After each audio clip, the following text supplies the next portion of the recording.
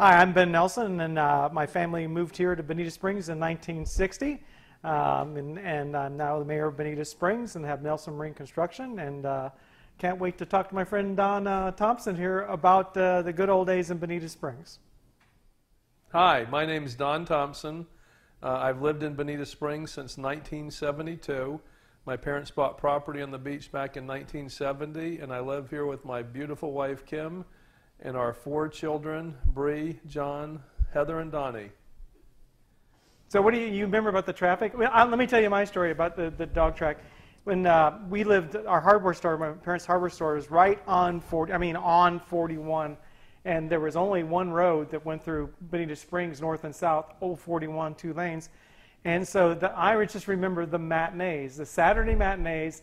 There was no, on a July, June, anytime you could walk out in the road and just stand there, and you could lay down in the middle of the road, no traffic anywhere in Bonita Springs until that matinee, and then it would back up for miles. I mean, you remember that, don't you? I remember. It's unbelievable. The dog track back then was only open during the season. Yeah. Okay, didn't open during the summer or off season, and you knew to stay off the roads when the dog track was getting ready to run, right before post time, and then at the end of the night. Because like you said, the only road was if the people were going back to Fort Myers Beach, they went there, or otherwise it was Old 41 to Naples or Fort Myers, and you stayed off because it was bumper to bumper. And the thing I remember the most is the dog track. Even now, the parking lot is gigantic. I can't remember when I've seen it full, but back in the 70s, the parking lot was full every single night when it was opened. Yeah, it really was. Unbelievable, the number of people that brought into Bonita Springs. Well, you and I mean, we really got to know each other real well as adults. I mean, as teenagers, we were here in Bonita, but we really didn't run across each other. I mean, of course, you're a lot older than I am, but he's so not. But anyway, I'm actually older than you. Can you believe that? That's weird. Huh? Just a little bit. Just like a little 10 bit. years. But no, I mean, that's because I went to school in Bonita Springs Elementary School and then went to Cypress Lake. You went to a different school, right? I went to St. Anne's in Naples. All right. And then we moved to Bonita right when I started high school. And then I went to Bishop Verot, which is not too far from Cypress Lake. So we had the same issues you had getting to school. Yeah, I mean, it was, there couldn't have been, what, 3,000-4,000 people in Bonita Springs then? And I mean, to be in that small a town, but because you went to a different high school or something like that, you just hung out with different people generally and just whatever. Right? You know, that's a good point, because I didn't really get to know folks in Bonita because I went to Verot until I started going to the teen club dances and Old 41 at the community hall and the like, which was always a good time. In fact, that's where I really got to know my wife, I think. Well, that's her misfortune, but we'll talk about that later. But I mean, you guys have been great people in Bonita Springs here, and it's funny how that connection happens. Is that, you know, you became an attorney and worked with Bonita Springs Utilities, and I was a director on Bonita Springs Utilities. But our fathers actually got to know each other a long time ago as directors. I mean, my father was director, and your dad was involved for a while with it, or something? My dad was on the board at least a portion of a term. Yeah. Back in, I don't remember, like the early 80s, but I think our dads really got to know each other back in the early 70s because we had the motel on Bonita Beach, and you guys had the hardware store in Old 41. And of course, when you've got an older hotel and restaurant and marina, you have all kinds of reasons to be at the hardware store. Yeah. And I can remember before I was driving, I think, going up to the hardware store with my dad and meeting your dad. Yeah. So that was pretty cool. But it's funny because I don't think you and I ever really met, or at least that we remember meeting, although we were going to the same places at the teen club dances periodically and the like. So. Yeah, and for kids growing up in Bonita, I mean, I think I laugh when I hear somebody, a teenager right now, saying, "Well, there's nothing to do here." Really? Yeah. Yeah, I mean, but there was really, I mean, it was a great time. I have fond memories of growing up here because it was just the things that we used to do, whether it was going down to the beach in the evenings or something like that, or going out east of Bonita and we were partying and stuff as teenagers and stuff, Yep. and going out there. I mean, it was just a great life. I mean, depending on what you like to do, we just traveled in different circles, I guess, maybe, huh? Yeah, I agree with you, and I can't imagine anybody saying there wasn't anything to do, because back then when we were kids, I mean, good Lord, you go out on the boats, you go skiing, you go fishing, you go to the beach, you go hunting. I mean, there was just tons of things to do.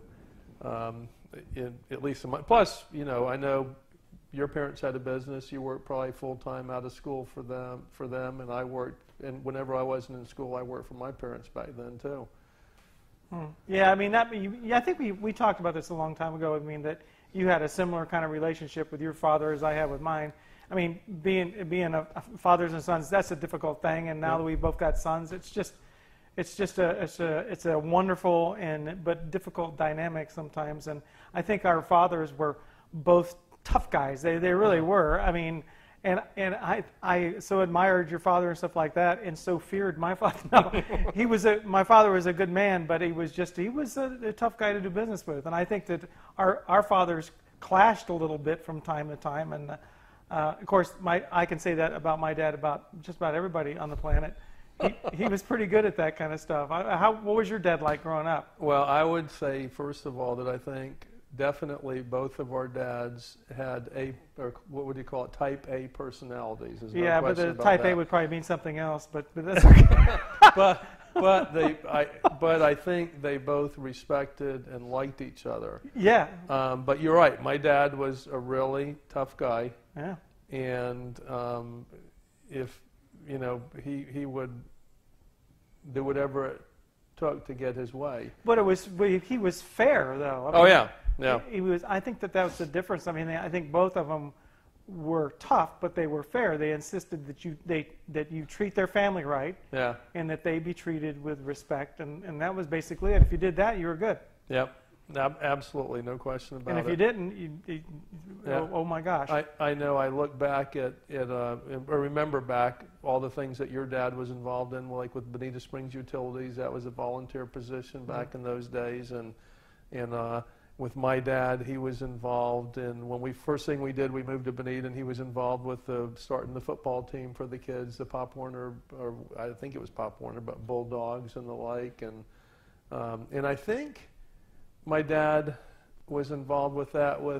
Didn't John Robbins did he rent from your dad, the Western Auto? Oh yeah, that's right. I remember that. Yeah, that was one of my father. I think sold the hardware store and then recreated it like 2 or 3 different times. Yeah, but yeah, you're right. I forgot about that. Yeah, he made it into a Western Auto, right? Yeah, yeah. Huh. Because you still own that then, though, right? Well, still own the building. Yeah, he just sold the business. Yeah. I think then when that didn't work out, well, then he ended up starting the hardware store over again, and then he sold it to Ace Hardware, and Ace Hardware bought all the stock out. And, I didn't know that. Yeah, cool. They sold it to that, and that's how Ace Hardware got started here in Bonita. Excellent. That's cool. Yeah. But we were talking about earlier before we started Barefoot Beach, which is Collier County, but I think we always considered it Bonita Springs. No, there wasn't any border. I mean, so far as we were concerned, it was all Bonita. So. And that was kind of the beach that, I don't know if you're technically allowed to, but we would drive on the beach in the cars and stuff like that. I don't know what the history was on, but all I know that there was where is Laley Barefoot now, where all the beautiful homes are, and there's a private gated community. It was just a dirt road. Yeah. A really good hard packed dirt road. You really couldn't get stuck or anything, but you would just drive and drive and drive. You could drive all the way Wiggins Pass. I mean, all the way down there. I mean, but that's where families would go down there to picnic, and you would be there by yourself. I mean, talk about having the beach to yourself. I don't care who you were. If you went down there and you went in the back of a pickup or something, and your family would tiptoe through those what are those little pine cones the Australian pines drop? That was the difficult minefield to get through. But once you got through all that, well, you had the whole beautiful beach to yourself. But then in the evenings, the teenagers took over the place, and it was just a big party place for everybody. Yeah. I can remember. I think I learned about it from my wife before we got married, and she told me you go out there and have some fun and watch the moon. Well, she's got some explaining to do for that. And pizza too, right then? Pizza? No, that's a different place. Different place, different time. Good story though. but She's anyway. shaking her head no over there. Yeah. But that's the good part is we make up whatever we want here, and nobody can stop us. nobody can tell whether we're saying anything. And you would agree, wouldn't you? Yeah, you would. But so far as how did you? I mean, so far as you've seen so many changes out at the beach, and your father was one of the pioneers for being out there at the beach. I mean, you came there post Hurricane Donna, right? I mean, it was post Hurricane Donna, but it was before all the condos. Right. And was it before the causeway or just after the causeway? Just after the causeway. Just after the causeway. And that's the causeway between Fort Myers Beach and Bonita Beach, which I think was in the very late '60s. It was finished. Yeah. And we were there right after that. But down past you, there was nothing. Casa Bonita wasn't there. The beach club wasn't. Nothing was down there. Yeah. Nothing. It was back in the early '70s. That was another public beach. Yeah. I mean, everybody used it, and it was such a cool one too, because you kind of had the beach side and the bay side, because it was such a narrow like peninsula, and the families would, and the wives and the younger kids would go to the beach, and the dads and the older kids would fish on the bay side, and the place during the summertime was packed all the time with the locals going there. It was more or as packed as the public beach at the other end. And that was the snook fishing capital of the world right there. Whereas back then, that inlet coming out of there. I can remember my father's hardware store. I mean, he had a whole line of fishing poles that they came up with that were snook bowls, and the old Rapalas and the old Xerospook lures, all kinds of different things like that. The tiger tout. Yeah. There was like a whole like real small industry revolving around catching snook. Even at that time, they wouldn't eat them back then. As I recall, they didn't believe in eating them even because they tasted bad. Yeah. They called them soap fish, but it was like a real big deal. I mean, catching them there. During the summer at our motel, we would kind of survive on the folks in Florida coming to Bonita Springs, and it would usually be for long weekends, sometimes a week at a time, but we'd get people from Orlando, from Lauderdale, from Hialeah, Miami. You had which was the name of the hotel? Surfside Motel. Surfside Motel. Did you have rooms on the other side as well? Beach and Bayside, yes. Beach and Bayside. Yeah. Wow. So, but you didn't. You had a restaurant too, or no? Yeah. It started out when we bought it in '72 from Jack Fall. It was a beach side and a bay side. We had 16 units on the beach and 13 units on the bay side, and it was a small kind of just like more of a restaurant with like a warming oven. And when my dad took over, my mom and dad took over, they enlarged it and turned it into a much bigger restaurant, put a nice little bar and restaurant there. And they hired a guy who had been at a club in Naples who was retiring, and he kind of started it, for it. But we ended up having a motel, restaurant, and a little marina. We had a big dock rentals, had boat rentals, sold shrimp. I can remember as a kid when I was in high school, I'd be working in the kitchen, and somebody would come and want shrimp, so I'd run out the back and count shrimp and go wash my hands real quick and start a... If you need a few shrimp in a shrimp basket, you just throw them in there, right? In the kitchen, yeah.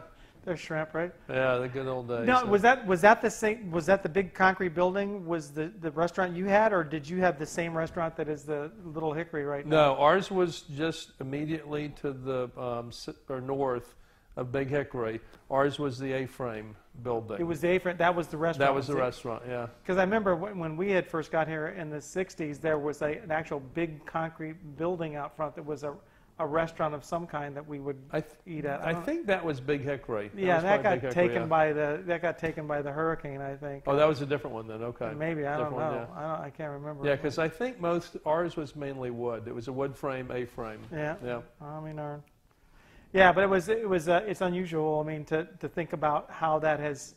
I mean, if you could push back time, I mean, would you preserve all that down at the end down there or something? I know people love living in their condominiums and they love that lifestyle down there, but that was such a wonderful piece of property right there. I mean, it would be. I mean, it's no sense talking about it, I guess, but it was such a great time to live as a kid for me. My wife Kim and I all the time say, "Gee, I wish we still had it because it was so much fun. I enjoyed it." And you know, it was for me. It was mostly during high school, and then before high school and during high school, and then during college. And whenever I wasn't going to school, I was working there, and I loved it. It was really a blast. I enjoyed it. Now you did. I mean, I worked for my father too a lot. I mean, that's what we did. You go to school, you come home, you work, and then your off times in the evenings, it was yours to do, and that was it, huh? Yeah. Yeah. Same thing. Same thing every day. Yeah, and it's a little different now, I guess. I mean, not everybody's parents have a business or whatever, but it was a different time growing up in Bonita Springs. I mean, it was for me. Going out east of Bonita is what we used to do. We didn't spend so much time out at the beach because we were up here upland a little bit more. And so all the fun we used to have as kids is we would go east of Bonita. Yeah. And we had little Jeeps and swamp buggies and whatnot. Even when we were 14, 15, 16 years old, our parents would just say, yeah, go ahead. Go. Well, I mean, it's not, you can't really do that now. I think that would be child abuse, but they would just turn us loose. Well, child abuse, and I don't think they allow you to go out there anymore in most places, do they? Which is kind of a pain. Well, yeah, I think so. Yeah, I mean, but there's ways to preserve it, I guess. I mean, right now, I mean, I think that's what we're struggling with the crew trust out there and preserving those lands is that sometimes when if there's 3,000 people in a community, there's no need to protect much anything. But when there's 50,000, 100,000, 200,000 in a region, all of a sudden everybody wants to go out there, and it can get spoiled pretty easily. So. I guess that's always been, I think, what we can agree with is when we growing up in this community, the change doesn't really bother us because that's been a part of our life, huh? Yeah, yeah. Yeah, the growth has been something we've kind of counted on. Yeah. Where did you go to the movies? When you think about this, I mean, I'm a big movie fan. You remember trying to find a movie to go to actually go to a movie theater? Where did you remember where you had to go to? When Fort Myers Beach opened up the Jerry Lewis Cinema, we went there some. Do you remember that? Yeah. Okay, at the south end of the beach. But other than that, you had to go all the way to Naples at 3rd Street. Right, the old all barracks, the way to 3rd Street. The old barracks one. It was like an army barracks. Right. Or all the way to Fort Myers. Edison or the Arcade Theater. Exactly, right? Exactly. That's a good point. You brought that up because when you wanted to go to the movies, it was a trip. Yeah, I mean, it was, the family, let's go. When you wanted to go to Fort Myers, I mean, it was like, oh, let's all go to Fort Myers. It was 45 minutes. Yeah, it wasn't like, let's go 30 minutes or 15 minutes to the movie now, like we have now with movie theaters. It was like a half-day trip to go to the movies. Well, and it was incredibly dangerous. Do you remember how horrible that 2-lane road to Fort Myers was? I mean, it was all pitted and bumpy, and if it rained... If it rained, it was flooded? It was flooded the whole way, yeah. And there were a lot of people who lost their lives. It was just a dangerous thing. I was thinking about it earlier today, thinking about this, and I thought, sometimes, especially for us, because we were down by the beach, it was quicker to go to Fort Myers by Fort Myers Beach than going 41. Yeah. And sometimes you had to because of the flooding. Did you ever have to do that, or were you more up on old 41 there where it's quicker to go 41? I don't know. It didn't seem like it was quick to go anyway. I mean, I know people these days talk about, oh my God, the traffic and everything, but when you grow up and you lived on a 2-lane road and it was everything, almost literally everything that you wanted to get of consequence. Let's say if you wanted parts for a car, or if you were in a construction company, you wanted to buy lumber. Yeah, there was some stuff in Bonita, but not very much.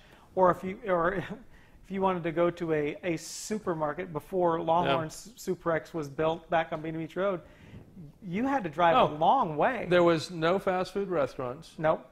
One Light. Yep. Okay. And that was at the dog track, right? Yep, at Bonita Beach Road. And, I mean, your hardware store. Yeah. What was the variety store like? Hartley's? Yeah, there was Hartley's Variety Store. They opened up. But that was the first variety store. Yeah. But I mean, there was no nowadays sporting goods stores. No. Clothing stores. There didn't even used to be an auto parts store in Bonita Springs. And so when I can remember my father in a construction business, he'd be working on something, and it was so important for him to know exactly. I mean, I think about today when I go get something, I go to the parts store and I get back, that's the wrong thing. 5 minutes, I go back there, I get another one. No, he had to know exactly what he wanted, and if he got the wrong part, it was a whole day routine. Yeah. It was amazing. And so that, to me, when people talk about, oh, you know, the growth, I'm glad there's a movie theater here that I can go to 10 minutes from where we're sitting here right now. Oh. I'm glad there's auto parts stores. I don't know how many, right? You never thought about a movie Drug theater stores. close. There was a. Remember? Do you remember Joe Darrow? Yeah. The one little drugstore in Bonita Yep. Springs. That was it. Yeah. Unbelievable. So God, you start saying that, it makes me think about all the things that we didn't have back then, but didn't care about. Yeah. You know, it wasn't a big deal. Yeah, and You know? we didn't assume it was going to happen anytime Yeah. soon either. Yeah. But now, when you were in high school, you went to Cypress Lake, right? Yeah, I mean, when you went first through, there was no kindergarten, and so you went first through 6th grade at Bonita Springs Mm-hmm. Elementary. That was it, and you know that was your whole world there. You know, you knew everybody there, everything like that, and then next thing you know, the next year, you were bussed all the way to Cypress Lake Junior High. It was a junior high. It was Right. what 7th through Which is kind of middle school, 7th right? through 9th. Yeah. Yeah, it was like it was kind Or of like 6th that. through 7th. There wasn't 6th. Through It was, 8, yeah. Junior high was 7. Air conditioning back then? Yeah, well, not in Bonita Springs. In Bonita Springs Elementary, there was no air conditioning, and they must have thought they were in North Carolina because there weren't any screens on the windows. Yeah. And you know, we always like to say that, you know, that in the summertime you had to open the windows up, but then the horseflies Yeah. and there were giant horseflies. To anybody who knows what a horsefly is, but they like horses, and then they like small children bite. too, and they whatever. So anyway, it was pretty tough to concentrate. But then when we got shipped off to Cypress, Yeah, how did you get there? via bus. I mean, that was it. I mean, and it was a good 45, 50-minute bus ride all the way to Cypress Lake.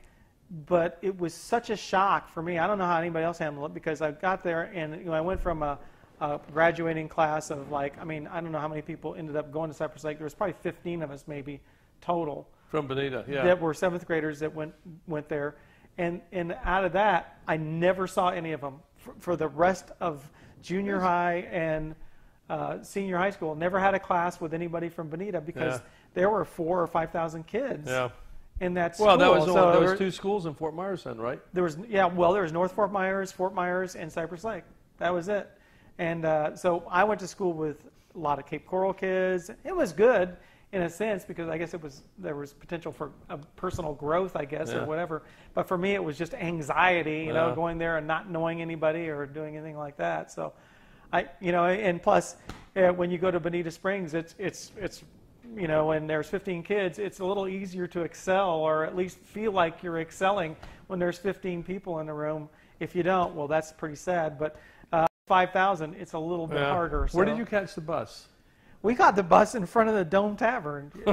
Did you? I mean, No. see, now we get. This is the easy part. This is when we start talking about drinking. So this is where I'm going to start.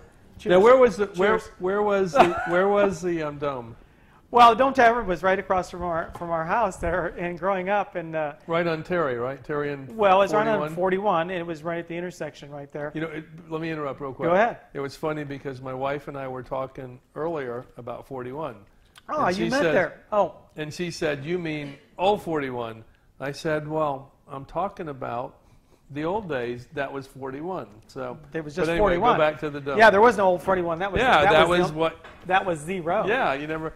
Yeah, and what it was is that was a and so I hear some people talk about, you know, with a sense of, you know, a longing and nostalgia that, oh, it was a fruit stand and we bought candy there. No, I remember it as a bar, and Knife it and was gun was club. a really tough bar Yeah. because my bedroom faced Old 41, and I can remember, and of course, being no air conditioning or anything, your windows were open and you were fighting the one mosquito in the room that was keeping you up all night, right? And of course, across the street was the Dome, and of course, every once in a while you'd hear, "Yee-haw!" Smash, and somebody come flying through the window, and a horse would come running out the door or something. I mean, I'm not kidding. That's the way it was, and this was in the '60s, for crying out loud. It wasn't like the 1860s, 1960s, and it was a tough place. I mean, back then, and that's also where our bus stop was. Yeah. It was rather convenient for I don't know Well, if it who. rained, you could get inside or No, whatever, you be couldn't. protected. No, you couldn't. You stood outside in the rain. But that was our bus stop, and that was just kind of a convenient place, I guess, or whatever. But it did change. I'll say this about the Dome Tavern, and the people who will get mad about how tough it was. It kind of transformed like into the in the 80s and so on there. And actually, when I turned 21 and we started going in there after work and stuff like that, it became like a family tavern, and there were a lot of really good people that would go in there and stuff. Yeah. But do you remember the Bamboo Tavern too? Yes. Yeah, and the Golden Anchor. Oh yeah. See, we know all the drinking places. That's cool, isn't it? Right? The Golden Anchor. Well, Maybe not. The Maybe Golden not. Anchor kind of was the only liquor bar in Bonita for a long time, right? Oh yeah, yeah. And let's see, how many iterations of the Golden Anchor can you up until now? Now it's Maria's. Then it was the Golden Anchor. Can you name how many restaurants can you name? There that's was TJ's. Yeah. Right. Golden Anchor, TJ's. Pop Warner's Grapevine. Pop Warner's Grapevine. Maybe that was what I was thinking of. Yeah, there's been a couple more. Yeah, there's been a few others. Yeah. Oh Yeah. man, but there's been a couple of different things there. Yeah. There's always been something there, and then of course the Wonder Gardens restaurant. That was another stable in town there where people used to eat lunch all the time, lunch and breakfast. Yeah. Wonder Gardens restaurant. Yep. Yep. What And now what was the one at Pennsylvania in Old 41? It was the Lemon Tree. Oh. And Mother's Kitchen. Which was the earlier one? Mother's Kitchen was the earlier one. Okay, Mother's and then Kitchen. Lemon Tree after that, Lemon and Tree then after whatever that. it was. Yeah. That was a cool place. It was, yeah, it was all right. There were a couple of them like that, and of course, then there was the You May Rest place there. That's been a couple of different things. That's been right there in the corner of Dean Street, right there. Oh yeah. Yeah. Well, that was, you mean the Hot Caboose one? It was the Hot Caboose, Caboose, Dixie Moon. and then it started out as a gas station, right? Well, yeah. Before that, it was like a pizza place or something like that. A couple of times there's been a couple of different things, but there's been the one that brings back the most memories for me though in downtown Bonita, and I don't know if maybe any people remember this, but right across street, exactly across from, and I think we talked about this before, exactly across from where Maria's is now, which was the Golden Acre, was this little place. There was the Driftwood Motel, which was I remember the Driftwood Motel, but right next to it was a restaurant, and it was called the Copper Kettle. And I remember that place, and I remember going there every time Christmas comes around. That flashes through my memory. And I mean, know if that does that to you, whether it's a smell, a sound. I mean, not for that particular thing, but just kind of memories come to you like that. I mean, I think of that place because that's where my mom and dad would take us, and we would go out and that time of year or whatever, some special treat, a $2.50 dinner. So whatever. It's funny you should say that because I was earlier today getting ready for this. I was looking at some old Bonita Banner advertisements my mom had kept, and I'm looking at like $1.50, all the fish you can eat, that sort of dinners and that sort of thing. 45-cent Michelobes, drafts and the like, and it's amazing the prices, the difference between the prices. Now, did you ever go to the Lucky Landing on Bonita Beach Road? Oh yeah, I remember that. I mean, I know a lot of young people work there. I did. Yeah, I remember a lot of people would get jobs there and stuff like that. Like they would get, like you talked about the dog track. I remember at one time, it seemed like everybody I knew either worked at Lucky Landing or the dog track or both. I mean, that was like the winter in the season. Yep. That's where everybody got a job at, and they were either dog walkers or working at a window or something like that, or waiting tables at Lucky Landing. Lucky Landing was down toward the beach, and I guess it's kind of after where the 7-Eleven is now on the right-hand side. There's nothing there now. It's got a bunch of fill on it.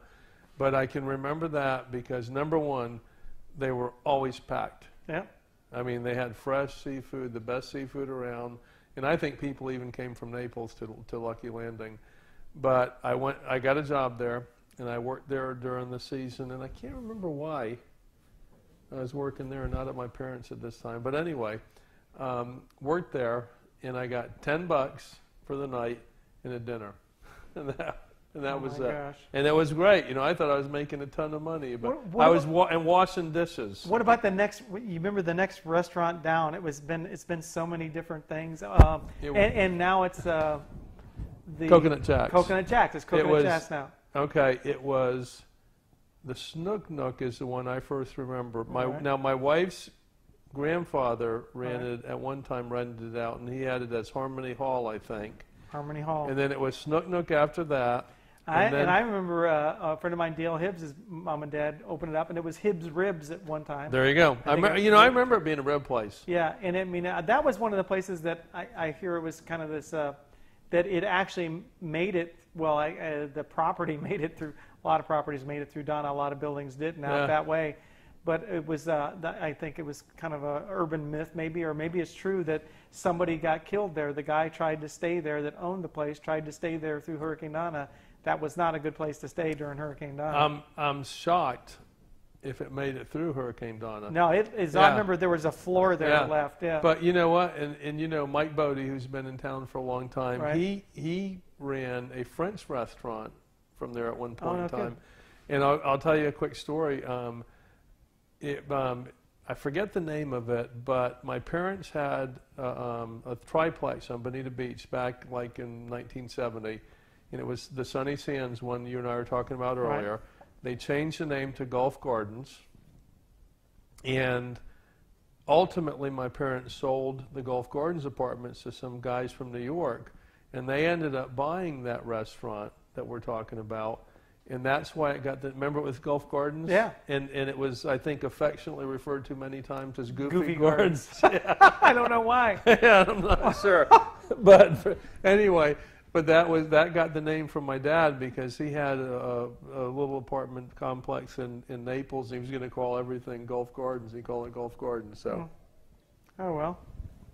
Well, I don't know. Maybe but it's a great place now. Oh, yeah. Yeah, that's what But nobody back then would ever recognize anything down there. No. Down there. It was definitely rustic back in those days. Rustic, yeah. Well, what about let's see, the other restaurants in town? I mean, that was about Chuck's it. Poorhouse. Chuck's Poorhouse, right on the corner. Yeah. I mean, it was interesting for the people who are, they know docks and everything like that. But Chuck's Poorhouse had an interesting geographic location, right? I mean, it was wedged between the curve and the public beach parking lot. It was like the strangest piece of property in the world. And I think the building wasn't even in shape, kind of like a triangle. And remember, before they put the second story on, it was like a little bitty serve-through window place. Yeah. They didn't even have seats. I think they may have had a picnic table outside. Yeah. And I can still remember because we had the place about a quarter of a mile down the beach that my parents called Gulf Gardens. And I can remember as a kid, like 10, walking down the beach, hot summer, getting a pizza, and walking a quarter of a mile back to the house. Oh, I got the pizza now, Had the best pizza around. Unbelievable. And you know why? Because it was the only pizza around. That was good, too. Name another pizza place. You're right. Back then. It was like, oh my gosh, pizza, what is this? And remember they had, it wasn't the slice pie shape. It was square. A rectangle shape. Yeah, the square shape. Yeah. I remember that well. Square pizza. Yeah. Yeah. Oh, God. Well. I guess they didn't, it was Sicilian, they didn't even know it. But anyway, maybe they did. Now, wasn't Pete Pastore involved with that, or? His brother. It was his brother. Now, I think Pete helped out his brother a few times, and then also Ray, who lives here in Bonita, he helped out his brother. Ah. And then his kids,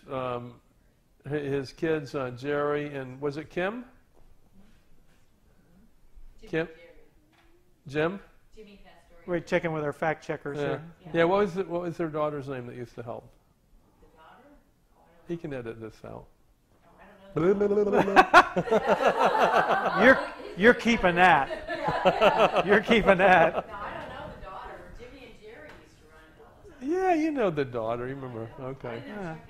Anyway, yeah. Okay. Well, cool. No, No, it was a good. It was a good. No, it was. It was quite the deal.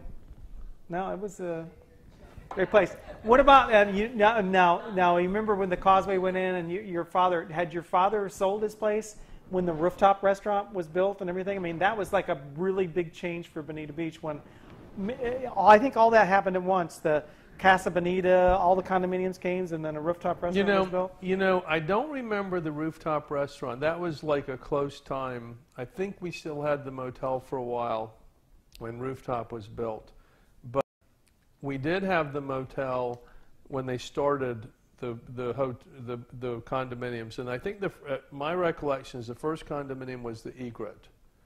And, of course, none of us liked it. Well, and it was more across the way from you. Yeah. It wasn't down on the peninsula. But still, none of us liked it because we wanted Bonita to stay the way it was, and it was a nice kind of sleepy fishing town. I hear that a lot to this day. I can't imagine that. I can't imagine it. But back in those days, you know, my parents bought a hotel, probably invested most of everything they had to into it, and during the summer times, it was tough. And during that time period, we had the gas crunch. At least 1 year, it might hit into 2 years, and that made things tough too. And I'll tell you, when they started building the condos, you know, there weren't a whole lot of people down here, and there was not a whole lot of construction workers down here back then. And they were bringing a lot of construction workers in out of town, like from Kentucky and Alabama and things like that. And in the off season, it really was kind of helpful because all of a sudden we got another group of people eating lunches, eating breakfasts and dinners. We even rented out some of the units to some of the folks that were, some of the contractors and workers that were coming down. So it really, really helped a lot. But I can remember when they started building the condos, it was almost like dominoes. Yeah. One started and then boom, boom, boom, boom, boom, the next one started. And I mean, we built, good Lord, we built a ramp, which I think the city has it now, kind of a boat ramp there that we put concrete down. Next to the bridge, right? Yeah, next to the bridge, because they were, the guys would bring too much concrete and they need to get rid of it, and they were trying to get rid of it. And we were saying, hey, bring it over here. We'll, you know, put it here and we can help, you know, you can help us out to, you know, sturdy up some of this property. Did you know the McCulleys, their owners? Oh yeah, very well, yeah. Yeah, I mean, that was Mrs. McCauley and Joe. It was really an amazing restaurant. It was really just a beautiful view over the. I mean, I got to tell you, I miss that place. You know, I miss it, and it was a big plus for Bonita Springs because people would come from Naples and from Fort Myers to go to it. It was unbelievable, and great food. Yeah. It was enjoyable. And the view of the bay from there was just amazing. Fantastic. Yeah. Yeah, and it was a quality place. We were looking earlier at one of the articles, and as I didn't even remember this, but apparently they used it as a fire department practice run to burn it. Tore it down, and tore it down and burn it, and it was like that even made it almost make you feel even not so good. And but yeah, it's one of those things. Yeah, I suppose. Yeah, I mean, and it is, the beach has become, I think there's been a lot of fears of the beach becoming more and more commercialized. It has actually become less and less commercialized. Yeah. You think of what used to be next to you, Hargrove's Resort. Oh, we had, down on the beach back in those days, we had the motel. Of course, you had Big Hickory. You had Hargrave's, which was resort and restaurant. Yeah. I mean, Pete Hargrave had a restaurant there. Yeah. You had Youngblood's, and Youngblood's had a little marina, sold shrimp, rented boats, rented out trailer spots. And I mean, it was the whole area was commercial. Yeah, it was more of a resort area than anything. Yeah, than anything else. And it's really become really residential down there. Yeah. Really, the nature has changed a lot. Big time. Yeah. So it rather than changing towards more commercial, it's really become more residential in the last few years. We ought to get together and maybe open up a bar there or something. Yeah, we would be strung up the very next day because I don't think the people on the beach want that. I'm just guessing. That's been my impression the last 15 years is they don't exactly want that. Another edit one. No, what? It's true. Let me look at something here. Oh, okay.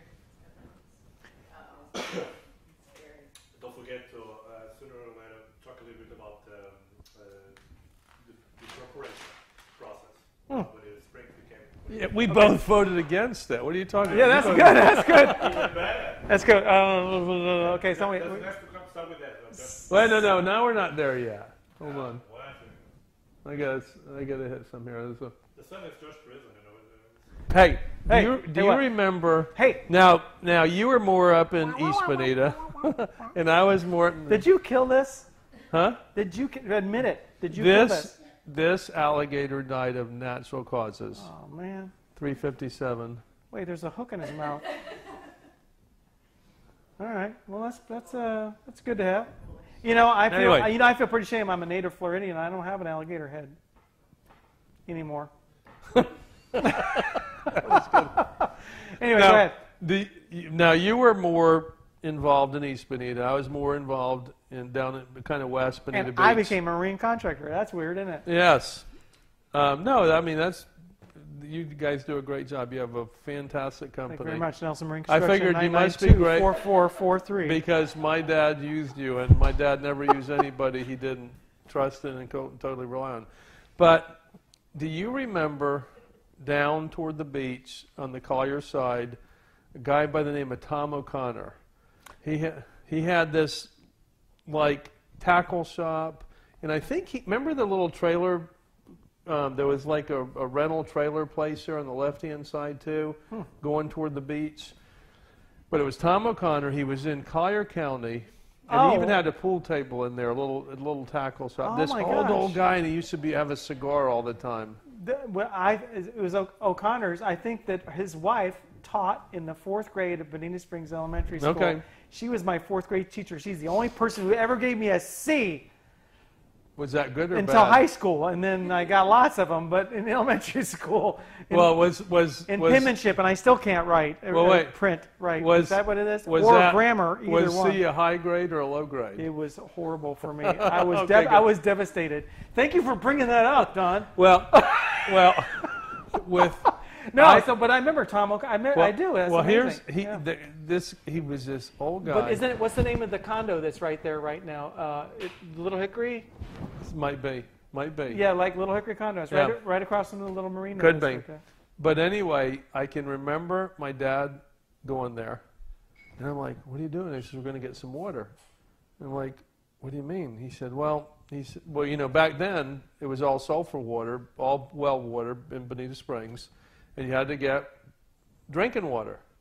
And Tom O'Connor, that was Collier County. Remember the south side of the road was Collier County, and he had Collier County water run. And which always shocked me that they ran the good water that far.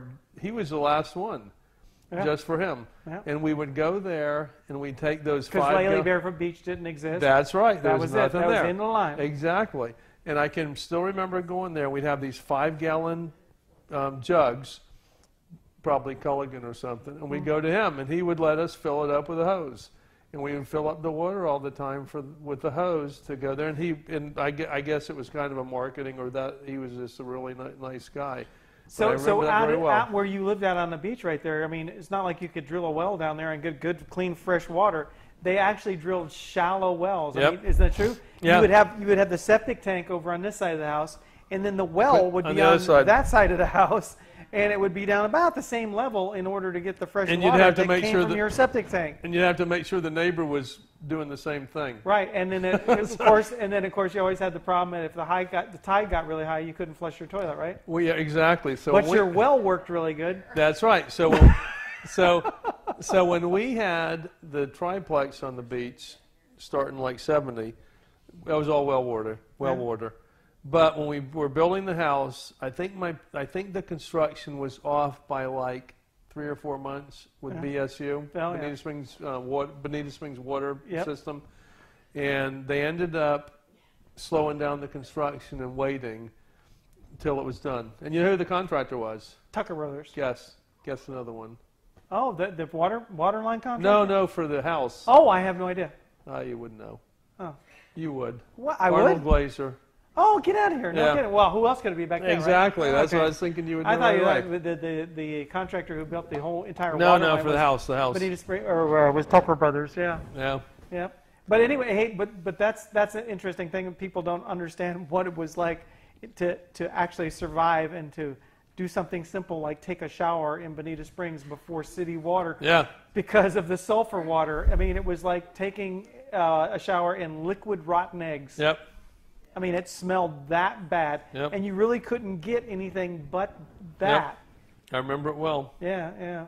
My dad went into the, it was one of these great business moves that you make, and it was a great idea until the water system came along. He went into the water conditioner business. It wasn't Culligan, it was something as a water softener business, and you could spend thousands and thousands of dollars trying to make their water smell and taste better and be safer, but it was just impossible. Yeah. I mean, people's idea of a well back then was to take a piece of pipe and drive it down into the ground and then pump the water out of it. Yeah, it was amazing. Yeah, like I said, my parents, when they built the house, they waited months and said, "The heck with it, we'll just wait until the water system's done." Yeah, that was a game changer deal. for Bonita Springs. I mean, Yeah. it really was. I think it really made this place where it was. And the reason they did it is that I remember my father talking about was because the county just wasn't going to do it. Yeah. And so the citizens of Bonita, that's another time the citizens of Bonita took it upon themselves Yep. to go ahead and just do this. A Borrowed the money. group of people got together and they borrowed the money from, what was Yep. it, Farmers Home Administration or Yep. something. Really a kind of an old school way to do it, but Yeah. they did it, and they paid the thing off, and it's been going ever since. Yeah. So did you ever go to the teen club dances? Oh, yeah. I did. Yeah, it was. But they had it in like a bunch of different places. They had it in what is the rec center now. They had them over there. There was No, community hall. Yeah, and then they had them at community hall. Because the rec center wasn't there back when you were that old. No. Young. I'm like That long ago. I'm like really Something like that. old. So, yeah, I was. Did your band play it? I was a no. They wouldn't let us play there. I had a rock band too. You didn't. Were know, you did in a rock? I knew you Yes, did, I was. but were you in a rock band when they were doing the teen club dances? They wouldn't let us over there. No, we were bad boys. But anyways, yeah. Wrap it up. Okay. More. I want to hear more. He wants to hear more. Yeah. Let's see. Well, I don't know how old I was even. When I was like 52. I used to play in the church. Oh, did you really? No, you didn't. I did a little bit. Did you really? Yeah, we are one. That's not interesting. Anyway, no, we actually, But I've got like some AC/DC and Led Zeppelin out back when we're done with this. Well, that makes up for it. Do you remember Joe? You know Joe Snyder, He's right? gonna edit it out. You remember Joe Snyder? No. Hey, you're interrupting us. These are professionals at work here, right? He's gonna edit it out. There's no bad word, was there? No. Is shit a bad word? No. Anyway, you met Joe Snyder. Do you remember Joe Snyder? He No. lived down on the beach. No, they're the ones. He and his dad built the Dairy Queen, the very first. I know him. Yeah, I know them. The very first Dairy Queen in there. They had a band. I forget what it was called, Dark Star, and it was a young man named Doug Glazier, Joe Connors, who was the brother of Jane Lyles's brother, and they all. Okay. Yeah, they had a band together. And Joe Connors does my air conditioning. He does a great job. So y'all think of that. He does. He's a way better guitar player, though. He really is. He is amazing. Guitar But he's still player. good at air conditioning. He's really good at that. Okay. But guitar player and singer, he's just the best. He's amazing. You know what? They're unbelievable. Yeah, They're great. and so back then. He was playing back then? Oh yeah, way back then. Yeah, he's not near as old as me, but anyway, this is a theme. Is this the Ben Nelson is old show, right? God, No, if he was dang, playing I mean, back what- then, he's younger than you. Yes. Anyway, but must have I been was playing kind of as a little inspired kid. about it, and I can't remember what year it was or anything like that. I think it was maybe 76, 78, I don't know. Yeah, about that. And so, but we formed a band, and so we would end up setting up. Was he in your band? No. Okay, It was sorry. me, Danny Katurba, my brother, and a guy named Skip. It was a couple of people like that, and so I had an apartment there above the hardware store, and of course we would have practices, and people would come up and listen to us play, and of course every once in a while, Friday and Saturday nights, before there were this great code enforcement in Bonita Springs and great police enforcement, we would set up outside and play just as loud as we could. So And nobody instead cared, of calling our band the name, which was Everest, they would call us Benny and the Brainbusters. I wonder why. I don't think it was a compliment somehow, but anyway, but we had fun, and we did that for quite a long time. But that that was when I had cool. hair and a physique. Did you have like long that. hair then? I did. How long? It was probably about wow. down to here. Yeah. See, mine was like down to here. Yeah. This is where we insert picture. Yeah. Insert picture of Ben with hair. But I've anyway, never seen a photo. we actually had professional photos. You know, we're standing like this. Do you think if we? Yeah, we were all like black and white. What do they call those? What do they call those? I forget. I don't know. Promotion. Okay. What? No. Edit. You can. That's not the way it works. That's not the way it works. Anyway, but yeah, I did. It was that was fun. It was good times. You know what? How about the whale's tail? You remember the whale's tail? Now we're getting to the sea side of Bonita. Now you know what? I was thinking of that I've earlier never today. been in the whale's tail. You never have? I'm saying that's what you were going to say. No shit. Good Lord. I can't tell the stories about the whale's tail. Well, let's say for the uninitiated. Wait. What was it before the whale's tail? Oh shoot! It's easy. Dog track. Oh man! Post time. Post time. Jeez. You're right. I forgot about that. Yeah. And it wasn't did Gary Murphy own it under both names? Well, I think he bought it under post time, but changed the name to Whale's Tail. Do you remember the place? It must have had 6-foot ceilings in there, right? Yeah. It did. It had, the ceilings were like, it was like a Ted shed. They kept gluing on more aluminum siding onto it. And that's sort of come on, man. That's you, right? Hey. Look at this. Look at this guy. Check that out, man. Would you buy insurance from him? No, I don't think so. What is this? Oh, no, there's a good one. Oh, John, what happened to you? Very nice. Very nice. I'm so glad I didn't bring any pictures of me. Anyway, but I'm sure we'll fix that. But the post, that was a good place. That was a hot place. And it was right on the corner. It's right where Johnny Malloy's is now. Hey, wait. Right? What did you call the dome earlier? Oh, I don't know. Rough place? It was a rough place, yeah. I think I referred to it as a knife and gun club. Knife and gun club, yeah. Yeah. Post time, or Whale's Tail? Whale's Tail was pretty rough. Whale's Tail was pretty rough. Actually, my band played in there a couple of times. You know that scene? I was probably in there and listened to that. You remember that scene from the Blues Brothers? Yeah. When the people you had a screen up there and then people were throwing beer bottles and shit? Yeah. That was us. I believe it. You know what? And I probably heard you back then, too, and didn't know it because I'd been in there a few times and was in a few times when things got kind of rough. I got to tell you, I had some, was hanging around some really good friends of mine, Andy Carbon and Frank Carbon, awesome guys, and they were the kind of guys you wanted to be around when the going got tough. That's who you wanted to be with. And every once in a while, their dad, Sam Carbon, would come in there and just clean the whole house out. That would be it. It was a tough time back then, but kind of fun in a way. Anyway, but I was in there one time, and I remember it was raining, and I guess that was oh my God, don't let it rain, because there was a thunderclap and the entire roof collapsed. Everything collapsed on everyone. That showed you how good our building code was back then. So. But the neat part is it tells you about how. I mean, you figure the earlier name was the post time, and it shows you how many people there were coming out of the dog track at the end of a night during the season. They opened up a place called the Post Time to try to draw them in. Well, and right across the street from that, I mean, that's where it used to be the Dairy Queen. Yep. That was the first thing it was. That's why it has that unusual shape right there. And then it became a couple of different restaurants. Right. And now it's the donut shop there now. So, yep. I can remember as a kid going up there often to the Dairy Queen. That was cool. And then Dairy Queen moved down to once New 41 came on. Yeah, it starts moving around. Yeah, our first fast food restaurant. Yeah, and then that was McDonald's, wasn't it? Well, no, Dairy after Queen. Dairy Well, Dairy Queen, I think. But I can remember. You're right, Dairy Queen. I never considered that as fast food restaurant, but I guess it is. Yeah, there you go. Yep.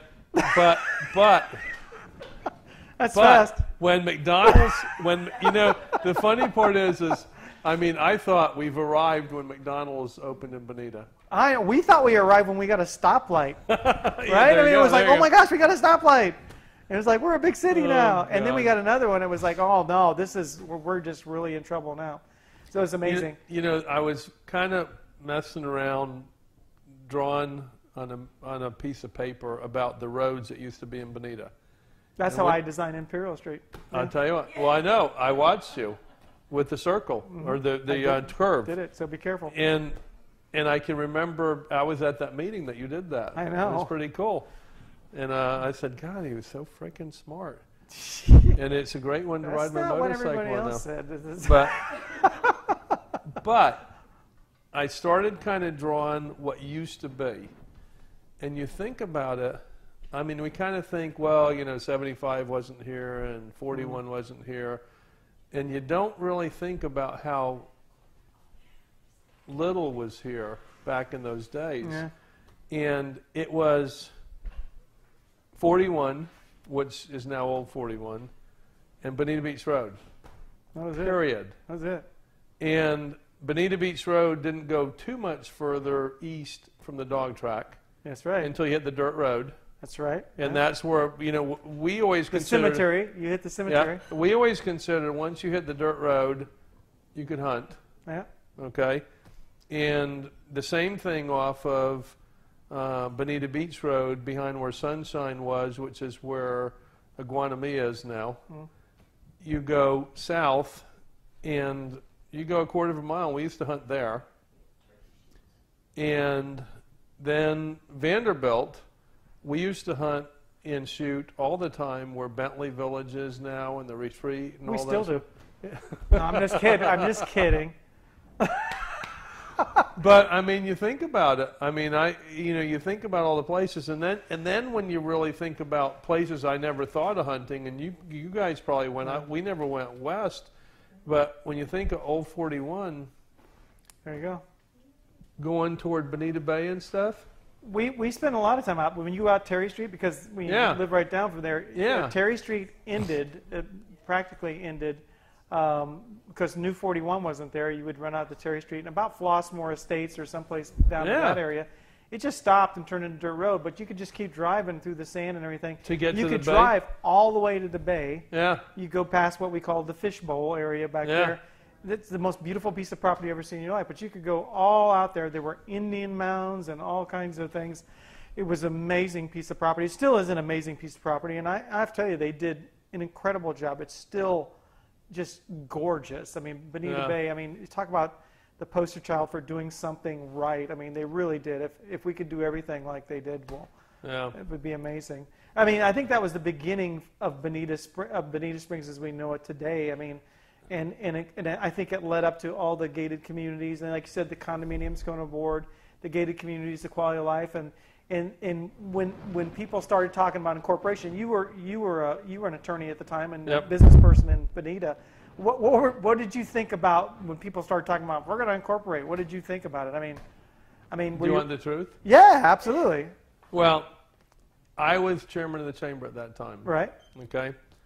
And as chairman of the chamber, I pushed the chamber that we should not take a position, Right. that we should encourage people to take positions, and that we should encourage members to take positions, and that we should educate members as much as we could on the issues, you know, plus and minus. But I thought it was very important that the chamber didn't take a position, and I've told people this before, so it's not going to be a surprise, but I was very much against incorporation. Yeah.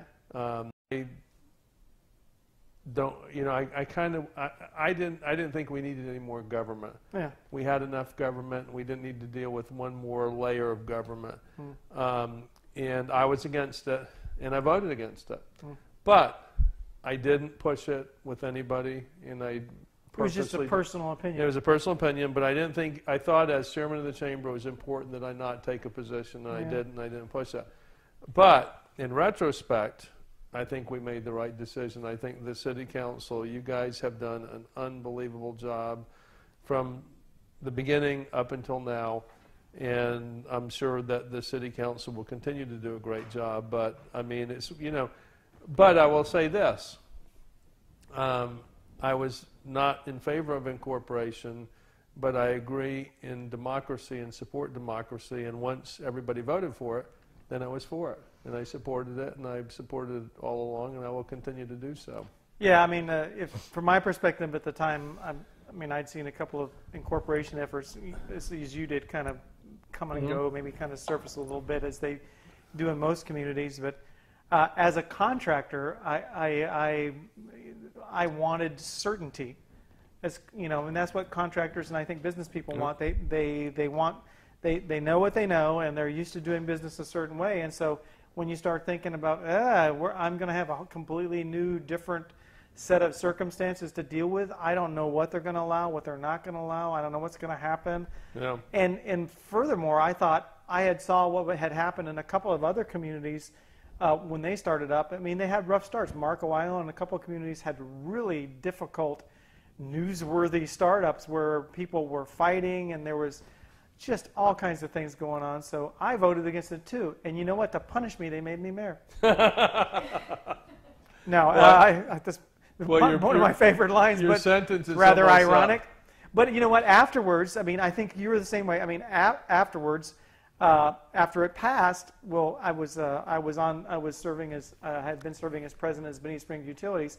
But after it passed, I said, well, look, I mean, I don't want these horrible things to happen. I don't want there to be, you know, a complete cave-in of a municipal government as it's trying to start up, and the difficulties that I saw, and the arguing and the backbiting and the great turnover that a lot of the communities had. So I said, well, what am I going to do about it? I'm either going to participate and try to help, or I'm just going to stand on the sidelines and watch it happen. So I decided to see if the community wanted me to participate, and they did, I guess, by a landslide, like 5 votes, you know. So that was how I got started into it. I mean, you know, I mean, but you've been really active in the utility and the city government all along too, and the development of Bonita and through the chamber and everything like that. There's so many people, though, don't you think, that have had so much to do with Bonita Springs, whether it's John Spear or Nancy Kiefer or Christine Ross or whoever, all these people, and hundreds and thousands of people, and that in the past who've had so much to do with the development of Bonita Springs. Andy DeSalvo, and good things that have happened in Bonita that kind of go nameless and without much recognition. Well, and you look back at a lot of those names you mentioned have been here a long, long time, like Andy DeSalvo, John Spear. I mean, you know, years and years and years. But Bonita has always had a good group of folks working hard to do well for Bonita. And, you know, I look at some of the old articles that I was looking at earlier today so we could prepare for this, and you see some of the old names, and it's unbelievable, the people that you forget about, you know, that were really working hard and continue to work hard for Bonita. And we are in a great town, incorporated now, Bonita Springs, and I am so thankful. I'll say this real quick. My parents moved to, my dad was working at Cape Kennedy, and when they closed everything down at Cape Kennedy, they decided we're going to go all over Florida and decide where we're going to live. And they found Naples. They moved to Naples, had a beautiful house in the bay in Royal Harbor, and kind of after a couple of years, they weren't sure of Naples, and they kind of said, you know, we're going to look around, and they found Bonita Springs. And they always told me we left Naples because Naples was growing too fast and moved to Bonita Springs. And I'm so thankful that my parents moved to Bonita Springs because I love it here. It's great. There's been changes and there's been things that we all have to live with and deal with. But they've all been, for the most part, good. And, you know, there's so many people now working to help Bonita, the council and the, you know, utilities board and everything else. And everybody means, I am absolutely confident, all those people mean to have the best that they can have. All of those people intend for the best to happen for Bonita. And what better place could you be in? I like to visit other places, but Bonita's the place I like to live. I mean, don't you think it's important though? I think people are, you know, I mean, besides us having a really good time here musing about the good old days and things that we used to do, and we do that all the time anyway, but this is the first time on camera probably. But I mean, I think that that's important to do just as people, but as a community, it's really good to know where you came from, where the community came from, because I don't think that that ever goes away. I think that that's kind of like that's the tie that binds. Those are the roots. That's where you are. And whether we're having a 4th of July fireworks exhibition or the Christmas in the park or whatever we're doing downtown, look at the thing that's really the common bond there, the banyan tree. We're still rallying around the banyan tree, just like we were when the kids used to come there, when the library used to be. The library used to be essentially a Ted shed, a 10 by 20 building right next to the banyan tree. Yep. And guess what's going to get built back there again? The library's coming back to the banyan tree. There's going to be a really big library built there. So I think knowing that and knowing the history, and you know, I think it's good that the Historical Society and the Historical Preservation Committee do the work they do, because it's really good to know, and it's good for them to listen to old people like me and you. One of the old articles I looked at was 40 years old, about the banyan tree. Yeah. Yeah. 40 years old. Yeah, and it was big then. It looks about the same. Yeah, I know. I was looking at an article too. It was like the Bonita banner, 10 years old today. It's like, wow. So I'm not ignoring you. I'm looking at this thing to see. No, we can wrap up. You want to wrap up? Okay. Unless you have something else. I mean, you guys. No, that was pretty good. Right. That was pretty good. That was a pretty good. I think you got something to wrap up right there. Now this is probably all of Florida, but I got to throw this in. All right. Remember back in the old days when we used to go hunting? Yeah. Out East Bonita and all over the place. And did you ever see a pickup truck without 1 or 2 guns hanging in the back window in the racks? Yeah, mine. I never. But everybody else's, I mean. Pretty much. I mean, pretty much you drove around and there was rifles hanging on the back rack of the windows. Well, I have to tell you about when my father took me hunting when I could have been like 8 or 10 years old. When he took me was close for hunting. Me. Yeah. And I say hunting because it was kind of like fishing. Fishing doesn't require you to catch fish. I mean, that's catching fish. Fishing is the act of just going out there and throwing a line in the water. That's what we would do. We would go out into the woods and we would essentially hike, and we had guns. But I don't think he was all that serious about going out there to kill anything. And my father was a Florida cracker. He learned to survive on the land. He knew he was used to having to find food and to kill food. They had to do that. My father and his brothers and his parents would have starved to death in Pine Island when they were homesteading if they hadn't done that. So for him, it was, my father never had a gun rack. He never had any of that thing. He was a Florida cracker, but he never had any of that stuff. And when we went out there, we would walk around, and it never occurred to me. I just thought that was what we were supposed to be doing. I can't remember him ever shooting at anything, other than a watermelon maybe. And you know, they're easy. When I was out with my dad, you know what it was? I think it's legal, isn't it? Right? Yeah. You know what we Leave that in. You know what we always ended up shooting? Snakes. Rattlesnakes, water moccasins, and stuff like that. We're the same way. Oh yeah, yeah. That's kind of the way it was, and you know what? I mean, to me, it was a way. I didn't realize it at the time. That was just my father's way of bonding. It was him and his son going out in the woods and going out there and walking around, and he would explain to me what everything was and what trees were and the whole works, and tell me about the way he was when he grew up in Florida. And I was able to do the same thing with my son, is to take him out and tell him the same stories, and it's really good, and it's really good for you to I think, you know, to be sharing with the people of Bonita the stories of growing up. we have just scratched the surface here, I'm afraid. Yeah, you know, you're right, because I'm sitting here thinking it's horrible that I can't do with our grandkid. We can't do with our grandkids what we did going out 1 or 2 miles east from here and shooting and target practicing and shooting into, you know, all that sort of thing. And well, but the good news is that, I mean, and I can tell you this, being the chairman of Crew Trust, is that is coming. There's going to be a trailhead at the end of Bonita Beach Road. Flint Pin Strand is going to be opened up. You're going to be able to take, I mean, although it's not going to be open season, you're not going to be able to drive out there in a pickup truck and just put beer cans up. You're not going to be able to do any of that. That's going to be left for the target range, but there will be so good. There will be some open hunting out there, hiking and stuff like that. So I think that's what's.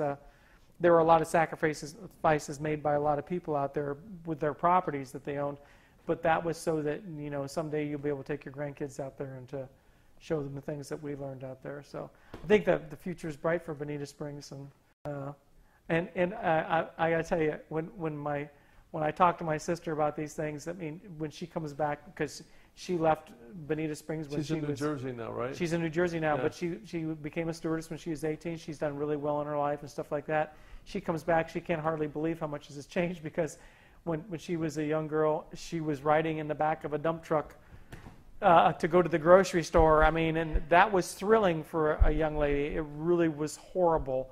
But you know what now? I mean, it is, I gotta tell you, it's so much better now than it was back then in so many ways. And I think the things that we used to enjoy as kids, it's coming back.